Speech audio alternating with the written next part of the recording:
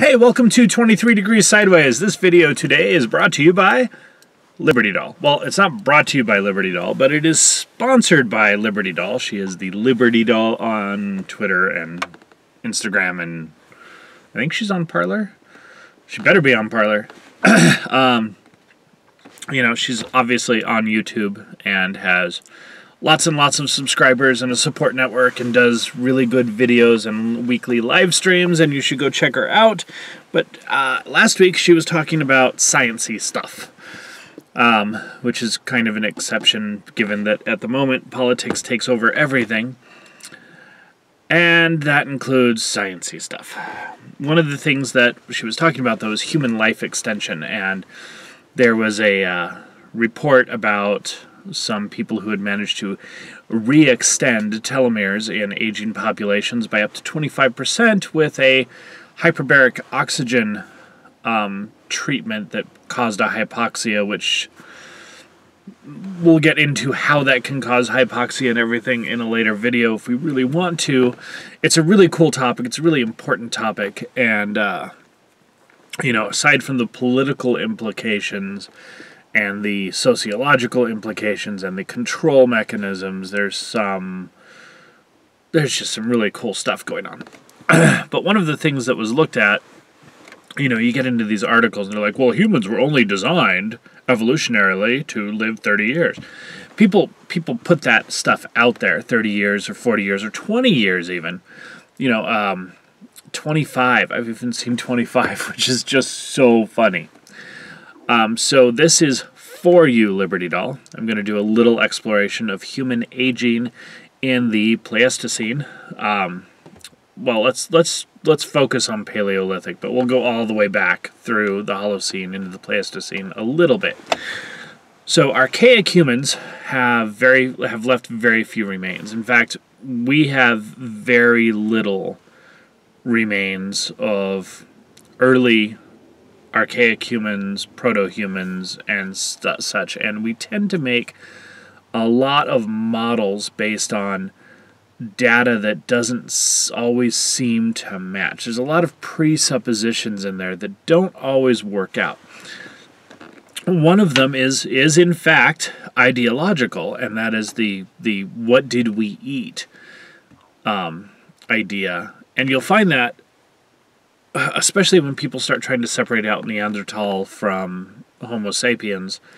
And I think that based on the evidence I've seen and the way that the models keep changing as we get more evidence and as thinking kind of clears up a little bit, I think what actually happened is that Neanderthals just folded into our migratory patterns and became part of us.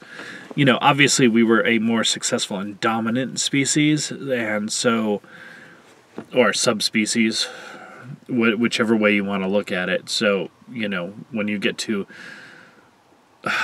are you really Neanderthal? Are you really, what your percentage of Neanderthal is? That's actually kind of a bogus percentage, because it's not like you're talking about what percent Scots are you and what percent French are you. It's not.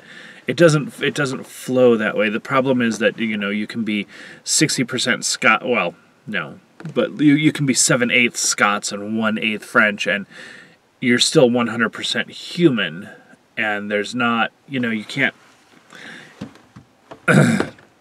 The mapping doesn't work, okay? I think there's a lot more Neanderthals than people seem to think, and that the idea, the sociological idea, the presupposition that humans are bad and evil creatures and that we killed off Neanderthals, I think that there's a problem with that. So let's go back to 19th century British historians for a moment.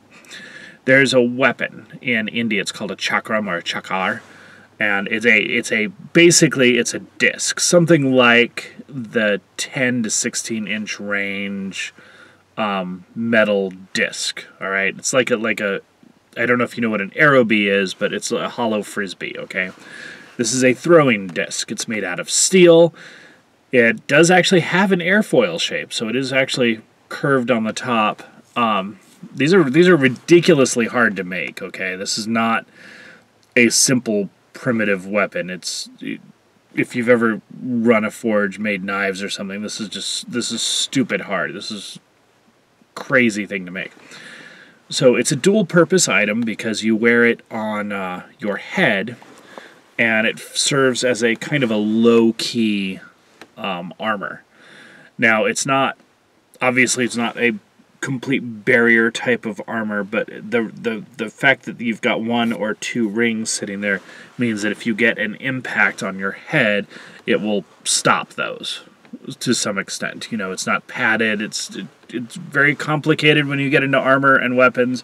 I'm not going to go down that road, but it's more complicated than you think. But against some sort of slashing, chopping attack, it's going to keep your skull intact, if not your scalp. It's sharpened on the outside, and they're sharpened pretty good. And it's kind of crazy because I think it was a Portuguese dude, early Enlightenment, maybe even pre-Enlightenment, but he saw these things, you know, and then he got stories about them. So he's getting secondhand stories and reporting them, and, you know, his third hand, and, you know, talking about how they're severing complete legs with them. And I'm like, yeah, there's not enough. I mean, no, okay. You know, you can think of this as a giant throwing star if you're into that kind of thinking, and that's okay. You know, it's a knife blade, and it's rotating, and so it's going to slice as it hits. And there's definitely a potential for damage, but this is more, as a weapon of war, this is more in the range of a call it Philadelphia Derringer, or a, you know, a Skindu or something. This is not a primary heavy combat weapon, but it's a thing, and it's one of those specialized martial artist kind of weird weapons that's not like common infantry hack and slash. So there's going to be more training with it, which means you're going to get tricky things that happen, okay? I don't know if you've ever been around sword people, but you'll end up seeing sword people who can literally balance a pommel on their hand and balance it, and then launch a sword into a straw dummy from, you know, 10 feet and get it to hit point first. And it's cool, but it's a trick. All right, it's a trick. It's not how you fight. So what happened in the 19th century is that the prejudices of the actual scientific-minded, reasonable and rational historians in Britain led to the expansion of this whole thing, where the rule is that the way that a chakram works is that you spin it around your finger and throw it, and it chops people's heads off. And this is not how it works. You know, this is not actually a thing. You can, it's one of those things that you could probably do as a trick if you really wanted to, but that's not how you're going to use it. If you want to actually use it as a weapon, you're going to throw it basically like you throw a star or a frisbee or anything. You know, it's one of those brain dead things where all they had to do was actually take a look at the world around them, because these things have never stopped being used. It's not like they were dug up out of a 5,000-year-old lost city and no one's ever seen them before. This wasn't reconstructionist. You could literally go to India, which was a British possession at the time, and just say, hey, dude, any Sikhs around who can tell me how this thing works? You know. This is the kind of prejudice that we're talking about when we get into talking about prehistoric human populations, okay? Especially when we get into early modern and archaic, is that we have preconceptions, and then we don't always look at the evidence or access it, or ask the questions that we need to ask. How do you use this thing? asking someone who actually uses it, a pretty big deal, right? So, also, this is going to go into 2 parts because I'm already at 10 minutes. I'm having a lot of fun with this one. So, the idea here is that humans only lived to be 30, and that our design, our biological design, our evolutionary design is to die at 30, and we're just not cut out for a longer lifespan. What utter crap. I don't even know where to start. Can we start with child rearing? Let's start with child rearing, okay? Before modern agriculture, and people say it's an improved nutrition, but before the modernization of agriculture, the age of menarche, the age of puberty for girls, was definitely higher. Now, some people will say that the age of puberty, the age at which you can have babies, menarche, goes up with poor nutrition, but it also goes up with differential nutrition. You see, and this is, once again, we're getting right into the basis of what do we think we know and why do we think we know it. If you're coming from a subsistence level, slave labor is mandatory, and that early agricultural societies, slave labor is mandatory. Okay? That type of environment, you have very poor nutrition with certain populations, and yes, that can delay the onset of puberty. Maturation delays because poor nutrition. But you're dealing with a substandard nutritional base. You're dealing with a non-optimal nutritional base. Heavy grains. Here we have to go back to presuppositions again. There are a lot of ideological people in the university system. A lot of them come out of, for example, the one in California, the Seventh-day Adventist University. They're like religious vegetarians, right? So they come out, and they're all over the health space, and they're all over the anthropological space, and they have this idea that humans must have eaten grains by preference, which isn't. There's no evidence for that. There's a lot of evidence counter to that, but then people argue and they argue and they argue and they try to build logical structures, fairy tale castles out of spun sugar, instead of just looking at the evidence and looking at the data and looking at what we know. So your age of maturation in a natural hunter-based diet space comes back down a little. It's not as low as we're looking at now.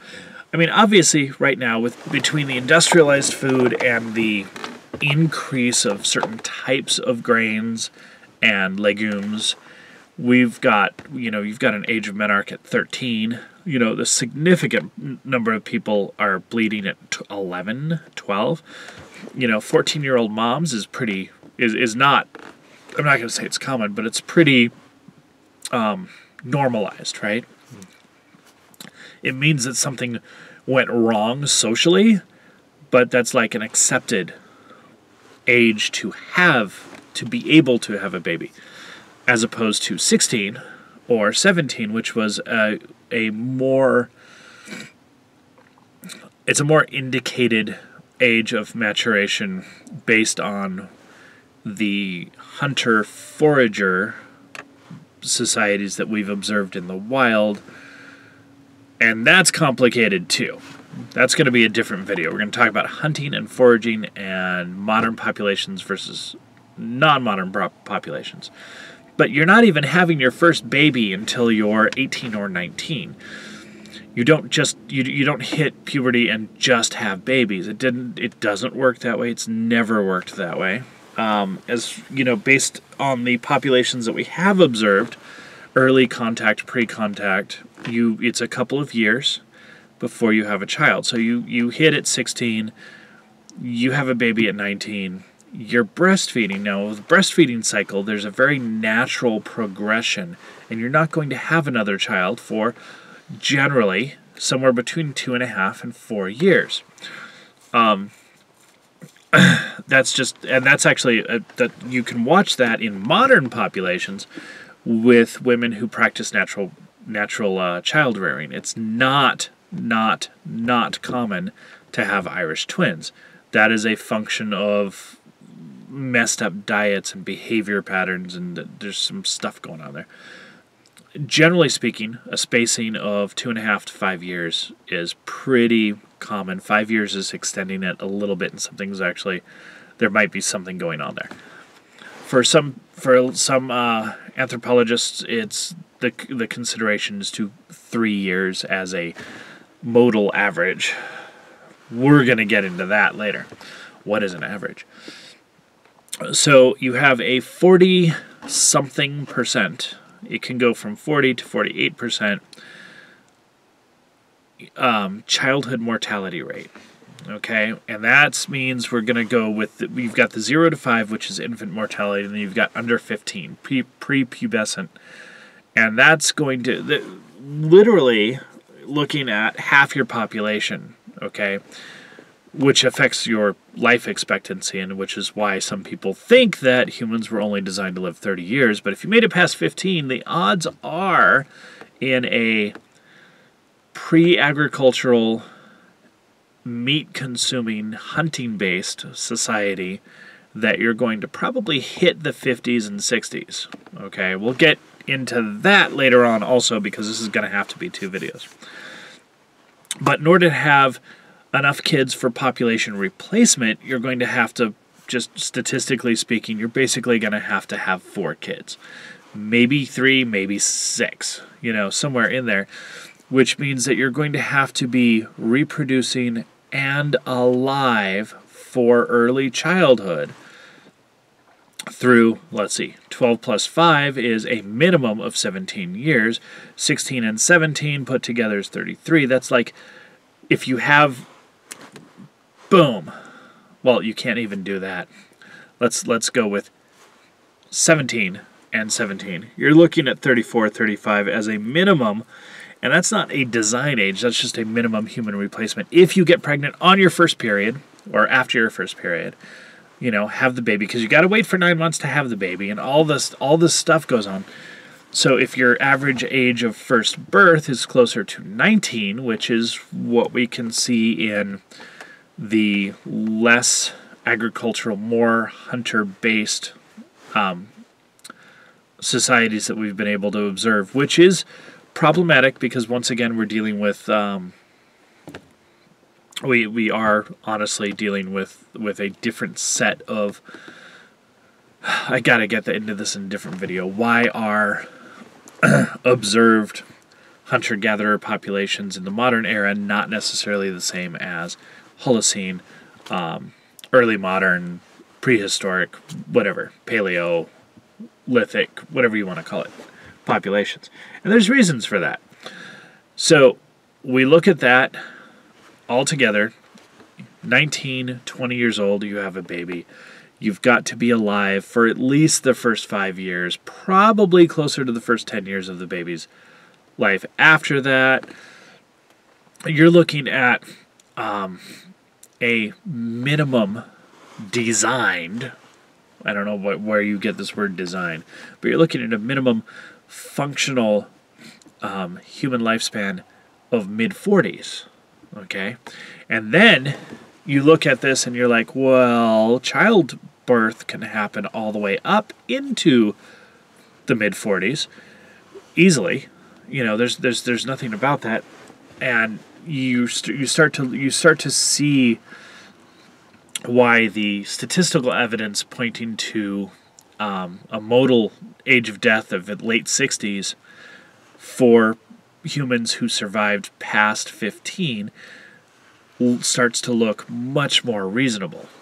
Okay, so there's no way we were genetically designed, and that just, man, that came out in the article that Liberty Doll was talking about, and just the idea that someone can say genetically designed, it's one of those huge bullshit flags. Bullshit, bullshit, bullshit. But people buy this, and then people will go to college and they'll take courses based on this, and then they'll just think this for the rest of their lives. And there's no real observation or reasoning involved. And since we're hitting up our 20-minute mark, I'm going to go ahead and do this in a part 2, and we're going to talk about hunter-gatherers. Stay sideways.